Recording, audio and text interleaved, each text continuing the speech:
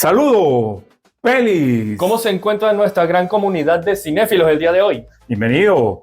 Vamos a hablar de una serie latinoamericana que está estrenando el canal Max y nos parece que está retratando a una de las grandes leyendas de la televisión latinoamericana en general. Los temas que aborda es universal. Al final estamos hablando de Chespirito. Roberto Gómez Bolaños. Sí, señores. La serie de Chespirito, Sin Querer Queriendo, fue estrenada recientemente en Max. Aquí hay varios puntos, porque ¿qué nos dejó? ¿Cuál fue el legado de Roberto Gómez Bolaños, de Chespirito, a través del trabajo que realizó? ¿Qué aportó?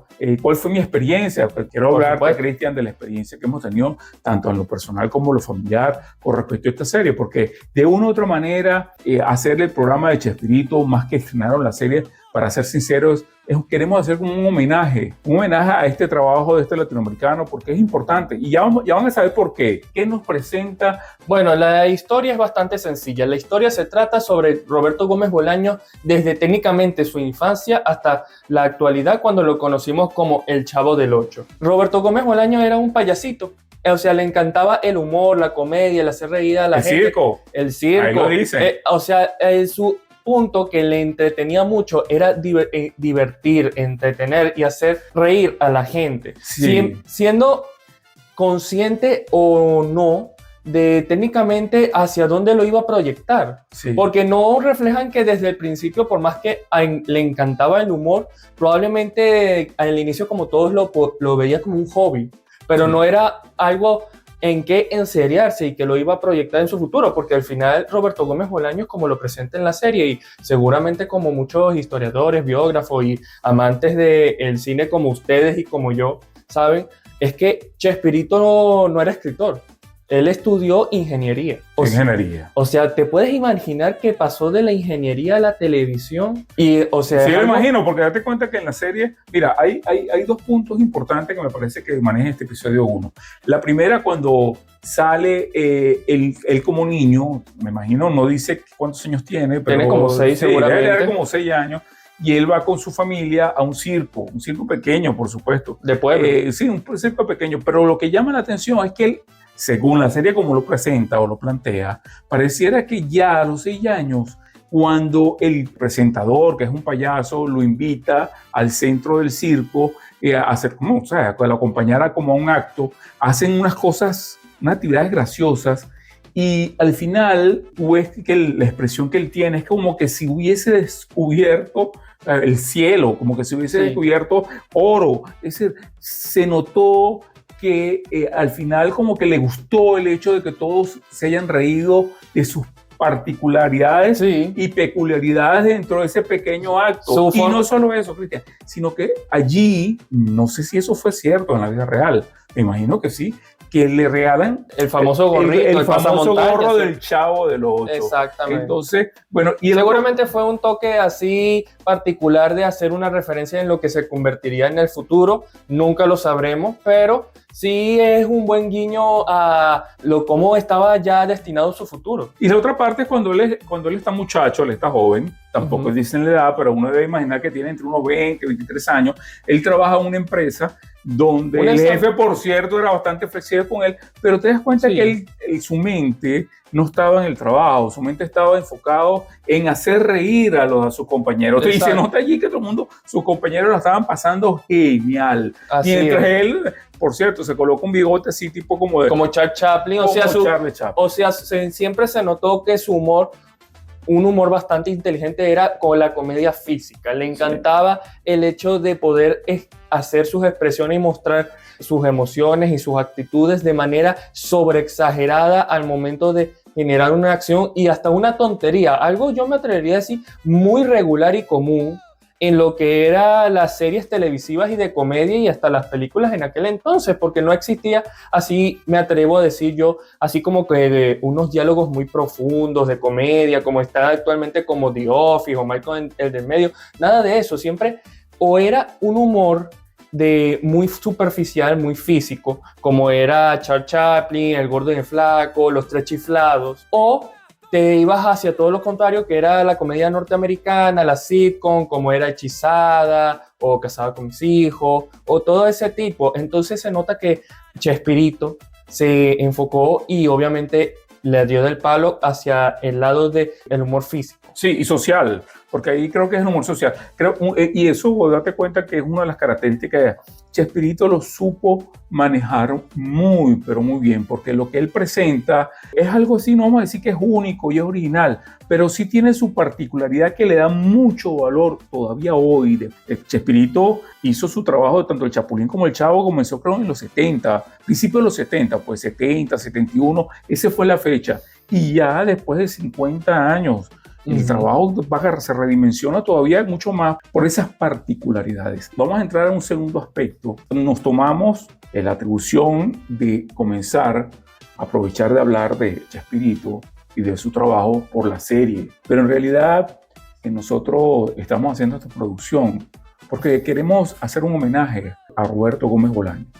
Y la razón principal por que queremos hacer desde nuestro canal ese homenaje a ese latinoamericano, porque al final Roberto Gómez Bolaño, como hace un momento comentamos, más que un mexicano, al final, así lo siento, es un latinoamericano, nos representa dentro del mundo de la cultura y el arte a Latinoamérica. ¿Y por qué queremos hacer ese homenaje? La comedia es algo bastante complejo y es bastante extenso.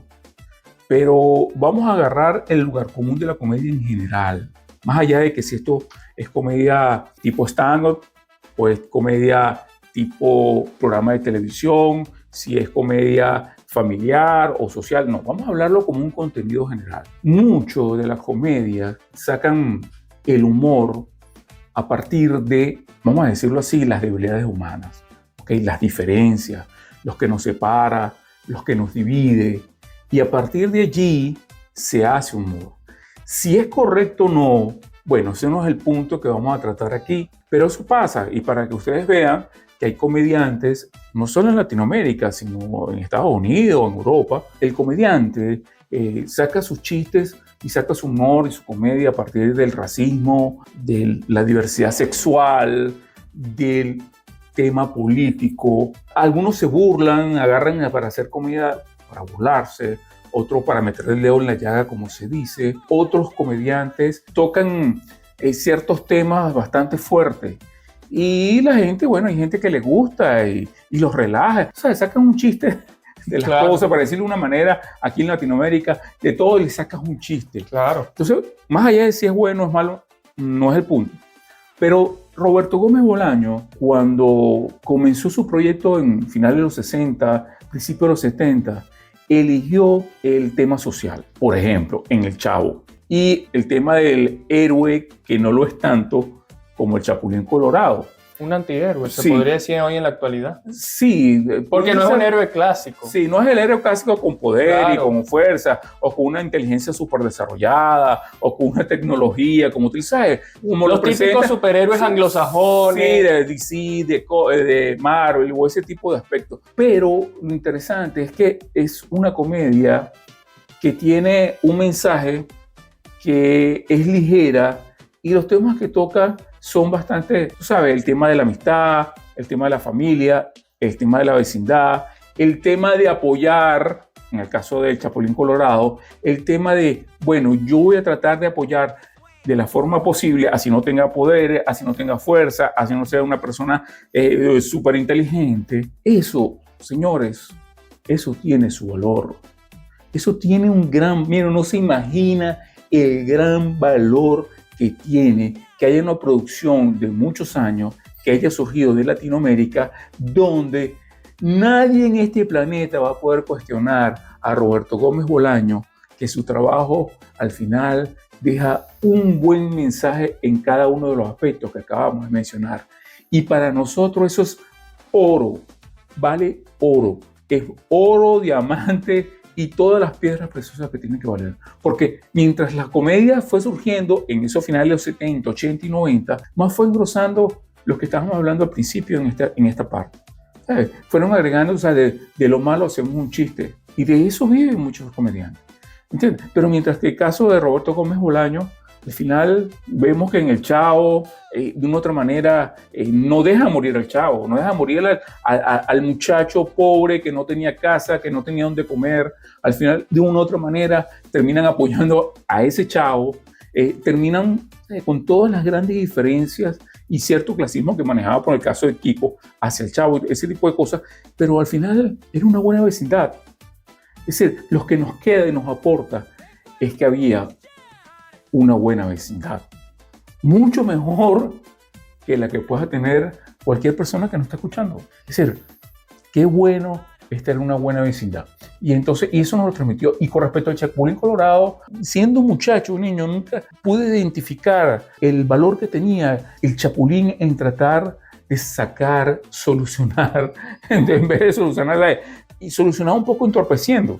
Pero ahí donde estaba el humor, ahí donde estaba la risa. Bueno, podemos decir que en concluidas cuentas, Roberto Gómez Bolaños, Chespirito, para los panas, y con sus obras técnicamente hacía mucho aporte y mensaje, no tanto hacia la crítica, sino se podría decir hacia la reflexión sobre que al final todos somos humanos, somos civiles, somos gente civilizada y entre todo eso, por más de las clases sociales, nuestros trabajos, nuestra educación, todos necesitamos y requerimos de los valores humanos. Eso nos lo mostraba Don Ramón ante la compasión del Chavo, o por ejemplo hacia el propio Chavo, hasta el mismo Don Barriga, date cuenta. El señor Barriga. El señor Barriga, que no era el protagonista principal, no estaba entre los 3 primeros protagonistas, pero date cuenta la tolerancia tan grande que tenía el señor Barriga ante Don Ramón. Exactamente. ¿Tú crees que el señor Barriga no sabía que el Don Ramón le mentía cuando no tenía para pagar el alquiler? Pero lo dejaba. Exacto. Lo dejaba que se quedara allí, era una forma de apoyar ante la situación no fácil y también pero ahí estaba un apoyo, una tolerancia. Pero acabas de decir una cosa importante, que es el tercer aspecto que vamos a trabajar ahorita en esta producción, y es el hecho del mensaje. Date cuenta que también otra cosa muy importante que tuvo Roberto Gómez Bolaño es ese mensaje. Pero ese mensaje, ¿para quién era en realidad? Creo que ese mensaje podía captarlo con más claridad los adultos. Entonces, esa comedia que él hacía tenía dos lados. Uno era para el niño, cualquier persona como yo cuando empecé a ver El Chavo del Ocho, yo tenía como 7 años, más o menos alrededor de 7 años, 6, 7 años, más o menos por allí. Lo vi de joven y después lo vi de adulto. Cuando era de niño, al final, pura comedia. Te entretienes y ya, no estás viendo mucho, no, por la misma edad y por el mismo proceso psicológico, que no, por supuesto un niño no tiene la madurez, no puede captar ese mensaje. Pero era un programa que también pude ver al adulto porque manejaba debajo de esa capa infantil aparentemente, se manejaban buenos mensajes en cada programa. Había un mensaje, había una reflexión. Había 2 aspectos que se podían visualizar dependiendo de la edad del público que lo estaba viendo. Si tú eras un niño, era un programa infantil y por más que el objetivo del entretenimiento es tener plata, uno de los principales, yo me atrevería a decir, requerimientos por ley del entretenimiento infantil es que el entretenimiento infantil tiene el deber de educar. Y El Chavo del Ocho era un programa que además de hacerte reír, tenía que educarte si tú eras un niño. Bueno, y qué bueno, esa es calidad. Exacto, pero si tú eras un adulto, obviamente ya eres mucho más difícil de adulto, que ya uno ya tiene una conciencia distinta, una forma de ver las cosas, el poder volver a iniciar toda tu educación desde cero, pero sí te puede llevar hacia el cuestionamiento, la reflexión de los mensajes que aportaba El Chavo del Ocho. Y muy importante también es también hacia el Chapulín Colorado. También personalmente yo preferí mucho más El Chavo del Ocho que el Chapulín Colorado, pero déjame decirte que por más que me gustan mucho más otros superhéroes de DC porque le han dado mucho mayor contenido por el entretenimiento, el Chapulín Colorado es uno de héroes, antihéroes, pero vamos a resumir protagonistas de una historia que yo más he respetado por el mensaje que quiso dar Roberto Gómez Bolaños en vida, que comentó que él consideraba el Chapulín Colorado mucho más héroe que cualquier superhéroe anglosajón como Spider-Man. Eran gente extraordinaria, sea por superpoderes o por superhabilidades o por superplata que tuvieran, mientras que el Chapulín Colorado era simplemente un hombre que quería hacer el bien y que el Chapulín Colorado tenía miedo como cualquier otro ser humano. Esos superhéroes que acabamos de nombrar, es muy difícil que tuvieran miedo. Tenían posiblemente miedo a poder defraudar a los demás o decepcionar su imagen, porque el objetivo de esos superhéroes era ser un símbolo de esperanza, mientras que el Chapulín Colorado no. El Chapulín Colorado tenía miedo de verdad de que ante las situaciones que se metía podría ocurrirle algo de verdad. Sabía mucho, de ahí sacaban la comedia. Exactamente. De sus debilidades, temores, sus inseguridades y sus faltas de habilidades. Pero eso no evitaba que retrocediera ante el mal y tuviera que actuar en ese momento. Hasta que solucionara la situación. Exactamente, y hasta que, bueno, eso es la mayor muestra de valentía y humanidad que todos en un momento tenemos que llegar a ser, y en general siempre se ha hecho. Entonces es un importante mensaje que nos deja ambos personajes. Muy posiblemente si Roberto Gómez Bolaño hubiese nacido en Estados Unidos o en el mismo México o en otro país de Latinoamérica, pero en esta época y con el soporte económico suficiente, mira, yo me atrevería a decir, y no es una locura, que Roberto Gómez Bolaño tenía las capacidades para hacer una empresa como Pixar. Y te voy a decir por qué. El gran éxito de Pixar, y Pixar estamos hablando de que comenzó Toy Story, luego vinieron Up, Cars, Toy Story, Buscando a Nemo. Todas esas series, pues, imagínense, todas esas películas. Todas esas películas, Ratatouille. Mira, mínimo han generado uniendo todas esas películas por alrededor de 6, 8 billones de dólares. Sin contar las mercancías. Y una gran empresa. ¿Y cómo comenzó Pixar? Ya van a ver la relación de lo que estamos hablando y lo interesante de hacer este tipo de programas, ¿no? Que quien apoyó a Pixar desde su inicio fue Steve Jobs. Steve Jobs reconoció, Steve Jobs tenía una inteligencia que era muy visionaria, sabía mucho de que esta es una buena oportunidad para un futuro, desarrollar cosas. Eso es una cosa muy excelente. Tan así que tenía Steve Jobs. ¿Qué otro aparato tecnológico ha inventado desde Apple que haya cambiado, ¿sabes? Rompió todos los esquemas como los que presentó Steve Jobs? No lo hay. Bueno, ahí está ese Steve Jobs, es el que reconoció y apoyó a Pixar. Después vino, bueno, ya sabemos que ¿dónde terminó Pixar? Pixar terminó en la casa de Disney. Se compraron a Pixar con billones. ¿Cuál es la relación?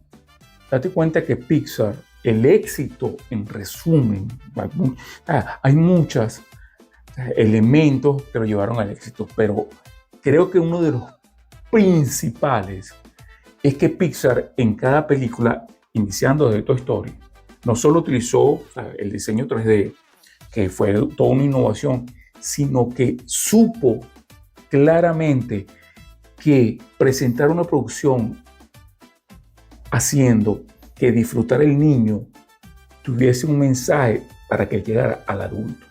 Es decir, todas sus películas o casi todas sus películas inicialmente que lo llevaron al éxito, nunca dejaron de lado al adulto.